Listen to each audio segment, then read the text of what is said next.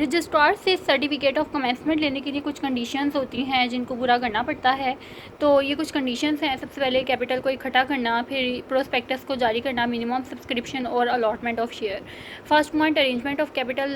सरमाए को इकट्ठे करने में क्या कहना है इस पॉइंट में कि पब्लिक कंपनी के लिए, पब्लिक बैंक के लिए ज़रूरी होता है कि वो अपने सरमाए को 3 सोर्सेज से इकट्ठा कर सकती है, जिसमें शेयर को जारी कर सकती है, वो डिबेंचर को जारी कर सकती हैं, या फिर अपनी सेविंग्स के ज़रिए से।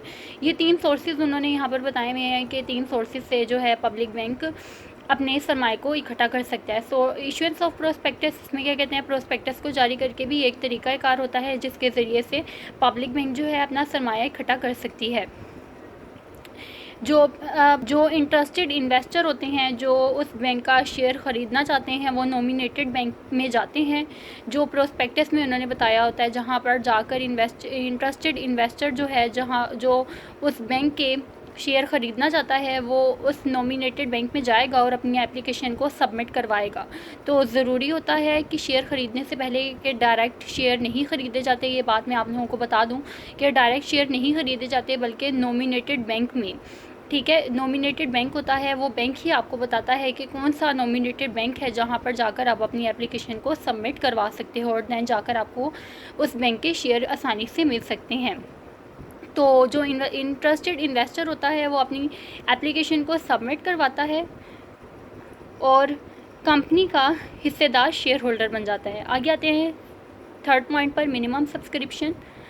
एप्लीकेशन रिसीव करने के बाद लोगों से, तो ये भी बैंक को, रजिस्ट्रार को बताना पड़ता है कि जितनी भी एप्लीकेशंस इकट्ठी हुई हैं आवाम से, लोगों से, वो मिनिमम सब्सक्रिप्शन की अमाउंट से कम नहीं है। मतलब कम से कम उन्होंने रिक्वायरमेंट बताई होती है कि कम से कम सरमाया उन्हें कितना चाहिए, कम से कम अमाउंट कितनी लोगों से चाहिए। तो ये पहले ही रजिस्ट्रार को बता दिया जाता है कि वो कितने पैसे जो है, कितना सरमाया जो है आवाम से, पब्लिक से इकट्ठा करेंगे शेयर और डिबेंचर के ज़रिए से।